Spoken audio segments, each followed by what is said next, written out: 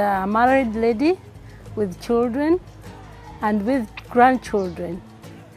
Yes, and I am 64 years old. I grew up in Uganda, came back to Rwanda to put a stone on the building of the country too. That was very pleasing to me, and it is a very good opportunity. All along I've been wanting to do business. It has been my passion, but opportunities didn't really come up. In 2008, I wanted to start a business of hardware shop. I actually started, and then my husband was laughing at me. He said, "How can you, having gone to school, sell cement?" I said, "I just want to satisfy the market, not because I want so much money, but yes, I'm going to earn money, but I want to be a supplier, to have a market and be able to supply it." He kept on, laughing at me, not giving me anything that I wanted. For example, there's a time I wanted to add more capital to my business, and he didn't support it. Eventually it died. He is a person who likes white-collar jobs, and he wanted me to go into the monthly pay white-collar job. And I left it and went back to seeking another job that I would go 8 to 5. Later on in life, COVID came, and my job that I was doing, I was doing consulting, and there were very, very few jobs in consulting. Then I said, then what? What can I do? I started searching, thinking what I can do, but I really had a passion to manufacture, to get out on the market something that is nutritious, something that is genuine, something that is really unique in its nature. So I went to a friend of mine and talked about something like, can't we start peanut butter business? And actually I'm a very good fan of nuts. I love nuts. So she said, yes, we can start. So we registered our company. Our company is called Nutty and More. And with 2019, we started. It was a very tough time for business, but we started and bought the equipments, registered with RDB, and also registered with the Rwanda Standards Board, and and then we also registered with the EBM to be able to pay taxes, and yes, so we started. We went into business, and we thought, should we sell to each person as they come? Should we start a shop, or should we be supplying to supermarkets? And we thought supermarket would be better. It will give us less headache. So we decided we are going to be supplying the supermarkets. And actually, that is what I'm still doing. My friend, after 2 years, saw that business was really not going on well. The market was small, it was like we are not breaking even. After like 2 years, we hadn't broken even. So she decided to move out. And after some time, I now convinced my husband that now you can see I'm selling. Things are coming out. I bring peanut butter to the home, and you like it, don't you? He said yes. So why can't you give me some more money to buy her out, and then I stay in business. Then he said, yes, fine, no problem. So he gave me the money, I injected it in, and I continued doing the business, production of peanut butter. Yes, and I'm still supplying supermarkets. And I studied management.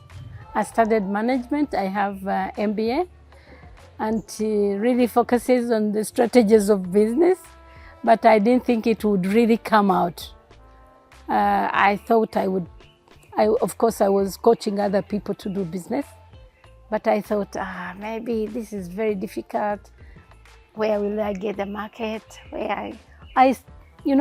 But when I started, it really came out. Not when I was young, I never thought about business, but there's a time when I was in school and I thought they told us to do a project, and my project was to produce, how can I produce avocado oil? It is very nutritious, it's very, on the market, upmarket item. So how can I start it? I did that research and, put down a project, but starting is very difficult. Starting a business is very difficult. You look at this, you look at that. You always need a business coach. At my young age, I was an accountant. Accounting bored me so much because I would see people going to the field and I was just in the office asking for, people to justify the money and writing reports, and that bored me so much. And that's why I went into consulting, because every client in consultancy is a different job altogether. There's nothing, it's all unique. Yeah, so I wanted something challenging, something unique, something coming, not routine. I don't like routine. Initially we had wanted to sell the business, but later I changed my mind and I wanted to stay in business. Why? Because there are many gaps. I thought I identified many gaps that I would fill, and maybe business would really thrive, would be successful. So, and actually when she left, I filled those gaps, especially control systems. Control systems, when you take, people are sorting, you never know what happens. When people are branching, you never know what happens. All that, you have gaps that you can really tighten up and make a profit. Our uniqueness is no additives, no sugar added, pure peanut butter. And that is our selling point. And then our other selling point is that we make sure it is the best of the best. If you bring the best, ours comes to be the best of the best. You can't go convincing each and everyone, but what you write on your peanut butter, people read, and that is what is in. Groundnuts, a little sea salt, and that's it. Usually it has expiry time, but to remain fresh is that, peanut butter, to produce it, you have to roast the peanuts. And when something is roasted, it's always preserved. And then we package it very nicely with very clean containers. And usually even it starts in the production line, that you sun dry the peanuts until they are really dry, and then you do the sorting nicely so that you take away all the bad peanuts that have probably gone wrong, and then you select out. When you're doing branching, you also identify those peanuts that are not good, discard them, and then you get out the best product. Usually we produce like 3 times in a month. We go to where we buy the product. It is Nyabugogo, and then we select the best grain by looking at the color, by even tasting how does it taste, and then we bring it here, we sun dry it, we sort it, and then after sorting, we roast it. After roasting, we branch it. After branching, we sort again. We sort again. In case there was one that is not good, then after that we grind and then we package. After doing all that, the sorting and the branching, 100-kilo bag produces something like 100 jars of 800 grams. It's no longer 100 kilos, but at least 100 jars of 800 grams. That means 100 kilos of unsorted and roasted, you get out 800 kilos of a finished product. The biggest challenge was that people didn't know how to use peanut butter. They didn't even know it. Many people, except people who have probably been out of the country, but people who have been in Rwanda, they didn't know it.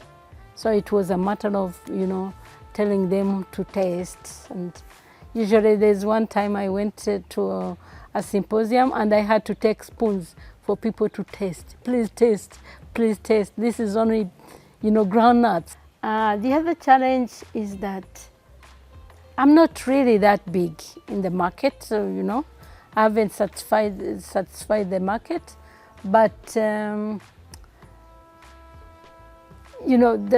way, how can I be able to satisfy the market and be able to be out there, tell people about my business. It is not easy because advertising is very expensive, and being a small company, it's not easy for us to advertise and also get enough money for expansion. It's very difficult. For example, after I had planned that 2026, I'm going to start adding something nutritious to the peanut butter. For example, I can add sesame. That's sesame. I can add cayenne. I can add cashew nuts, and it will be a different product from what I'm producing now. But expansion is very costly. I had also planned that 2028, 27, I would also buy another machine to produce peanut oil. And then that is a very nutritious oil. You can just add it to your food and just eat. So, yeah, that was my plan. But, looking at how the economy is moving worldwide, it's a bit a challenge, it's a bit of a problem. You can spread it on your bread. It's very healthy. You can add it to your sauce. You can make sauce. You can add it to chicken, to meat, and then it becomes a very nice sauce. You can put it in your smoothie because it is high protein. Yes, and so far that is the use. But peanut butter is pure protein. It is very nice. It has enough oil. You don't have to add any more oil, and it is natural. Anything natural, I like it. I'm not so much in that digital advertising. I just put it on my probably status on WhatsApp and that's it. Peanuts are becoming expensive. Packaging is becoming expensive. I used to sell this 5,000, but now it's 6. And I feel it's not even enough to cover my expenses. However, I would like people to use it. So I try my best to be to produce as many jars as possible so that I can make some little profit. Otherwise, this is 6,000, the 800 gram jar, 800 gram jar is 6,000, and the 400 gram jar is 3,000.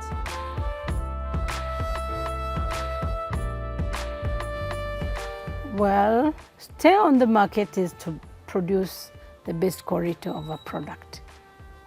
Then people will love it. They know the benefits because whoever buys comes back and buys again. That is how I would stay relevant. And another thing is that do not change anything in your production. Be consistent in your production and don't run for so much profit, because this is something that is adding to people's health. So that is me. I don't want to make so much money on the expense of health. So health comes first, nutrition comes first, and then the rest. And I'm sure along the way I'm going to make money.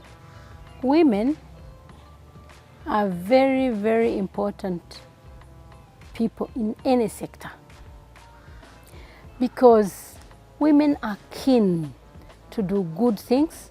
Women care about people, especially their families. Women, in fact, if I was someone in power, and I think my president, he has done so nicely to promote women, because whenever you promote a woman, you have promoted the home, you have promoted the nation. So in any sector, they are very, very important, and they should be encouraged, coached, supported, and they come out to be good in all the sectors. Rwanda has done really very well compared with other countries, but there is a lot to be done, especially in inspiring, coaching, being there for them, trainings, finance that is really targets women.